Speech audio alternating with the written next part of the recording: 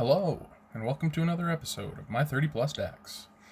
Today is actually a brand new one. I literally just built it within minutes, and that's just kind of how I build a lot of these decks.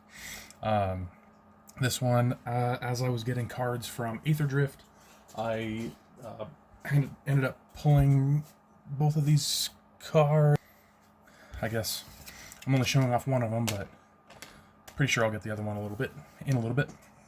This is Caradora, Heart of Alacria.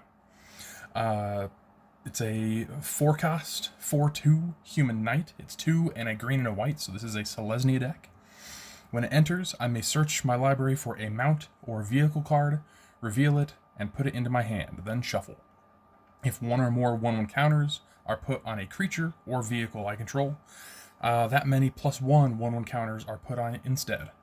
So I saw this as I was pulling cards, and then in the art, it's like right here is the guy, and then right behind him is his mount. It's a huge like bat creature. It's awesome. So it's Caradora, Heart of Alacria, and then this bat creature behind him is I forget its name, but it is the soul of Alacria. So I got the heart and soul of Alacria. I also hadn't really put much effort into any vehicle or mount decks. So yeah, this is it. As far as other things that I thought about, one of the well, he has an entry effect, so I'm thinking, okay, white is decent at blinking, so exile and return to the battlefield to search for more and more vehicles and mounts is something that I'm trying to do. I think that the best, I guess, sort of backup commander in the deck is, what's his name? It's Emil the Blessed. That's what it is. He's a unicorn, 4-cost, and then he has an ability to not only have creatures enter with an additional 1/1 counter on them, so he would make it 2, but I could blink him using the other ability to just search for more and more mounts and vehicles. Yeah, that's very much the basis of the deck, is trying to get mounts and vehicles, trying to blink, 1/1 counter triggers, anything else that I tried to put in there. Fun stuff. Who knows? Let's get right into it. All right. Hope that you are looking forward to it, because I am looking forward to playing. Ooh, speaking of, a little bit unprepared, but I got it. There we go. Something like that. Let's go with turn 1. Draw. Plains, and I will pass. Turn 2, I'll tap, upkeep, draw. Let's go with a forest. I'll tap a green and 1 for a rampant growth. I will search my library for a forest, and I will put it on the battlefield tapped. Which, I don't have many things like this as far as ramp. It's not a whole lot of ramp in this deck. I just built it. He is a 4-cost, and casting Rampant Growth by turn 2 means that I can get him by turn 3, so that's actually really nice. If I did want to put ramp, I mean, I could easily throw in an Elvish Mystic or a Land and War Elf, something like that. This is a very first test, so we'll just see how it goes. I'm liking how this is going. Turn 3, I'll tap, upkeep, draw.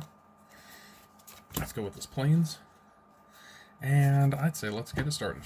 Hot. Caradora, Heart of Alacria. I'd say let's just search for the soul.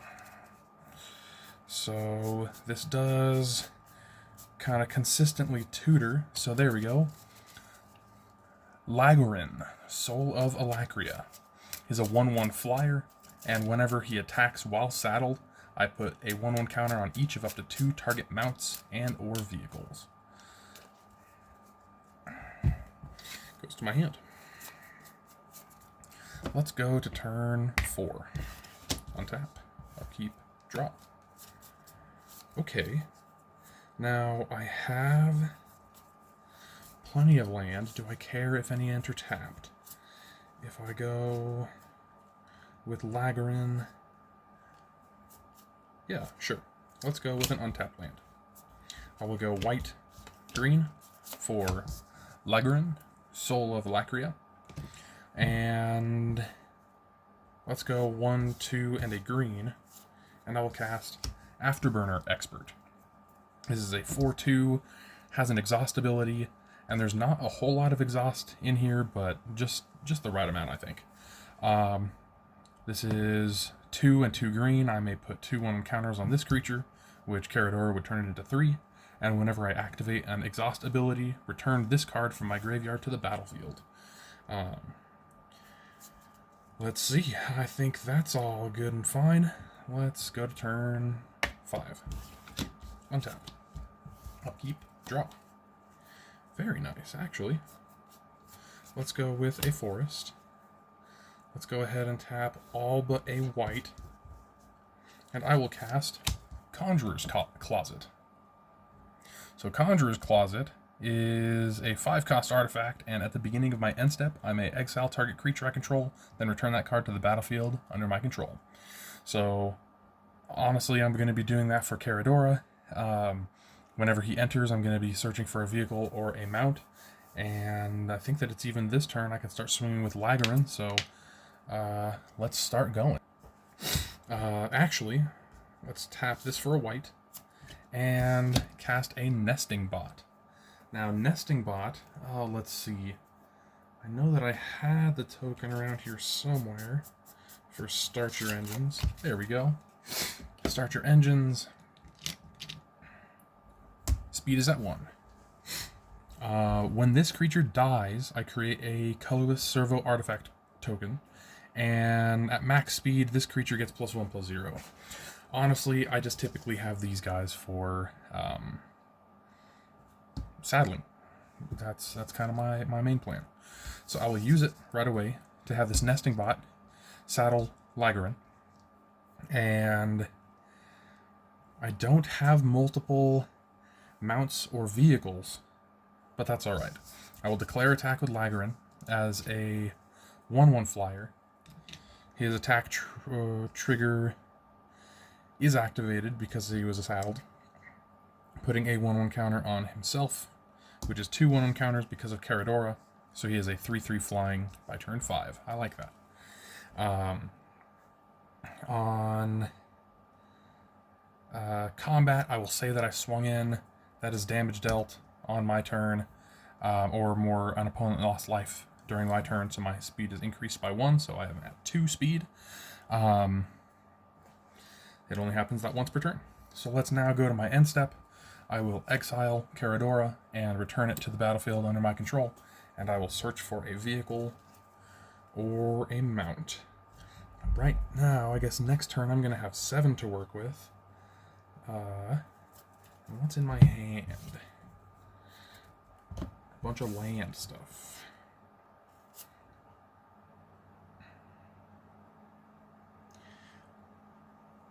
Yeah, let's. Guardian Sunmare. It's a 5-cost 5/5, has saddle for 4, and it has ward 2. Whenever this creature attacks while saddled, search my library for a non-land permanent with mana value 3 or less, put it on the battlefield, then shuffle. Oh yeah. Let's go to turn 6. Untap. Upkeep. Draw. Let's go ahead and play this Plains. Let's go white, white, and 1, 2, 3. Casting that Guardian Sunmare. I will once again use the Nesting Bot to crew Lagrin, and then I will declare attack with Lagrin. And now I have my horse mount and my beast mount. I will put a 1/1 counter on each of them, which because of Caradora is 2 counters on each of them. Let's see.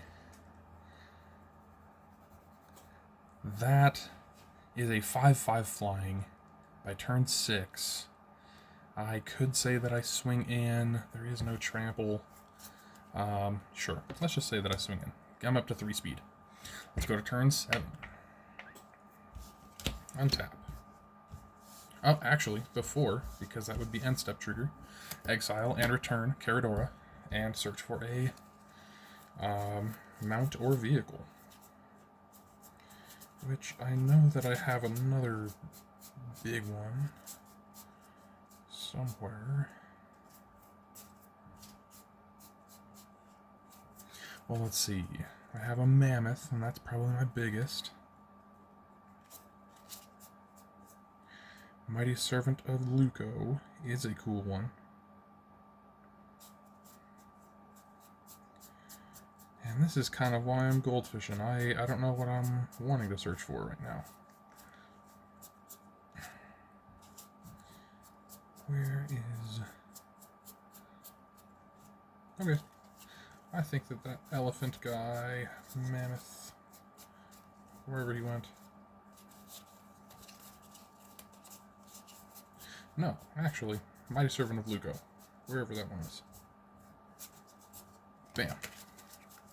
That's a 3 cost, 6/6 trample, has ward, discard a card, crew 4, and whenever he becomes crewed for the first time each turn, if he was crewed by exactly 2 creatures, he gains, whenever this creature deals combat damage to a player, draw 2 cards until the end of turn.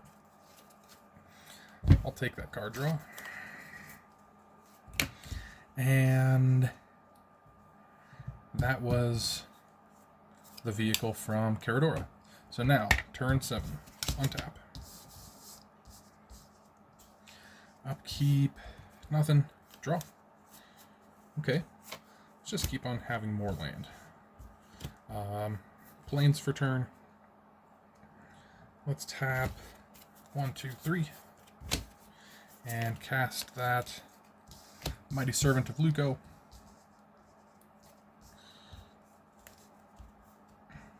Thinking about it, I could have searched for that elephant guy.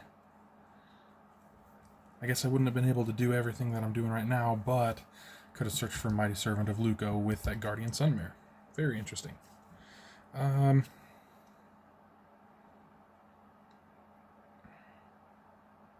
Let's tap this green. This for forest. Yeah. Elven Farsight. I scry 3, then I may reveal the top card of my library. If it's a creature card, I draw. So that's 1, 2, 3. Let's go that one, and then this one on the bottom. And then I reveal the top card. It's an Amaria Soul of the Accord. Goes to my hand. And I could cast her, which is a great one.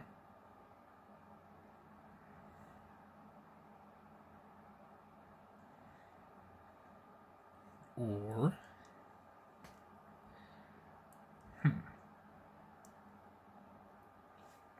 That's 4, 6, 7, 1, 5, 4 as well. So 1, 4, 5, 6, 7.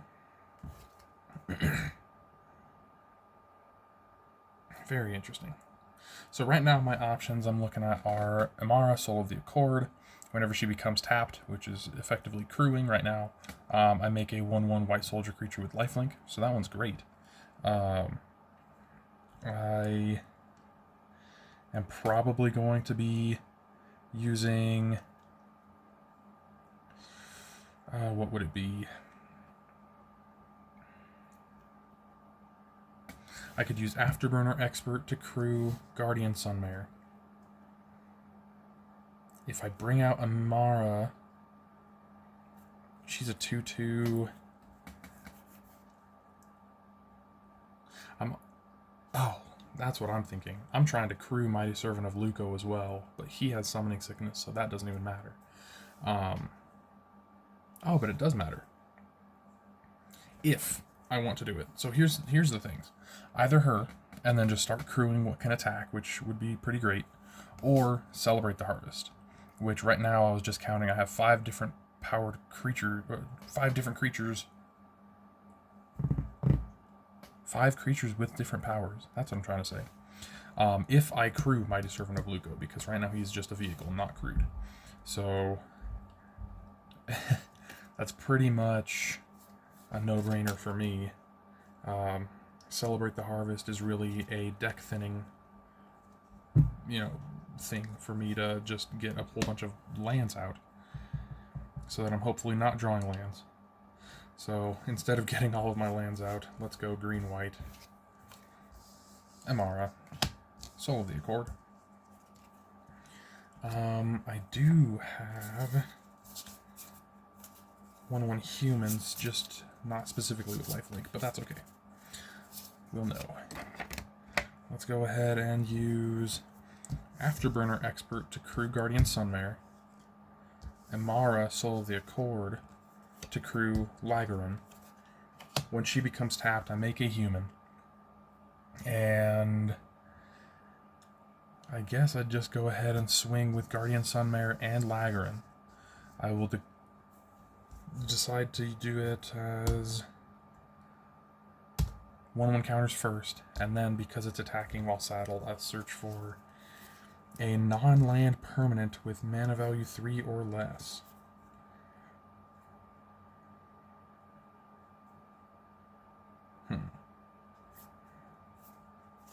That's actually very interesting. I think it's silly. Let's go for it. Shortcut to mushrooms. So, this is a 2-cost enchantment, and this is entering the battlefield at, I guess, after declaration of attack. So, when it enters the battlefield, the ring tempts me, which I don't have a ring right now. I have plenty, but just not with me right now. Yeah. Anyways, I know what they do well enough, especially since I'm only going to be getting the one right now. That will be, enters the battlefield, the ring tempts me. I will choose... I could choose the nesting bot because it's small. It really doesn't make sense to make either of these. Sure, let's just have our nesting bot right here be my ring bearer. And at the beginning of my end step, if a permanent I control left the battlefield this turn, I put a 1/1 counter on target creature I control. So then I would go to combat damage. I have a 9/9 ward 2 and a 7/7 flying coming in. I could just say that lands and say that I'm at max speed, which would make him a 2/1. Doesn't really change my mind on ring bearer stuff. After that, I would go to my end step. I will choose to do Conjurer's Closet first, and I will exile and return Caradora. And when Caradora enters, then I will search for a mount or vehicle.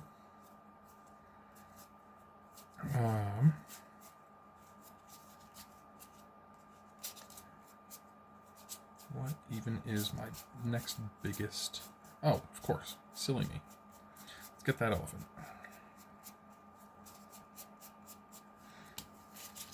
Autarch Mammoth. It's an elephant mount. When it enters or attacks while saddled. So when it enters and whenever it attacks while saddled, I make a 3/3 elephant creature token, which I am prepared for. Alright, that goes to hand, shuffled, and then shortcut to mushrooms will trigger at the beginning of my end step. Since they were both happening at the same time, I just chose to do Conjurer's Closet first. If a permanent I control left the battlefield, which it just did because of Conjurer's Closet, I put a 1/1 counter on target creature I control, which will be Guardian Sunmare. It gets another 2 counters. Sweet. Well, I think that was very successful. If I had a next turn, like I was mentioning, Celebrate the Harvest could have just been huge. That's a 1, 2, 4, 7, potentially 6, and 11. So that would be 6 different creatures with different powers. and 6 more lands. They would all enter tapped. 1, 2, 3, 4, 5, 6, 7, 8. Yeah. It would be either Celebrate the Harvest or this Mammoth. Something like that. But I have a decent engine going. I'm actually really happy with how this first game went. Yeah. Definitely a simple deck. If I haven't mentioned it, I just built this deck. And that being said, I don't know how many, quote, commander things I put in the deck. Those things in my mind would be like board wipes. I definitely took out some targeted removal because it was the, kind of typical white destroy target attacking creature, destroy target tapped creature, something like that. I just decided to take out that targeted interaction to kind of make my plan work better. Yeah, I think right now I'm only going to do this one little test game for you. Truth be told, that opening hand was 5 land, the Rampant Growth, and the Celebrate the Harvest. So that was only land, and I was very much relying on my commander's entry effect to get creatures. That Conjurer's Closet was a freaking lifesaver. Oh my gosh, that was awesome. And I did not get out Emil the Blessed, but that one is definitely, in my mind, a backup commander. That one's just perfect with this card in every way. That's just about all I can say about that. Yeah, hope you enjoyed. Honestly, as far as the videos that I've seen recently of top 5 builds for commanders, I completely understand why people would want to build other commanders, but this one is the first one that I've made out of Aetherdrift. So hope you enjoyed, and I definitely know that I enjoyed playing for you. See you later. Bye.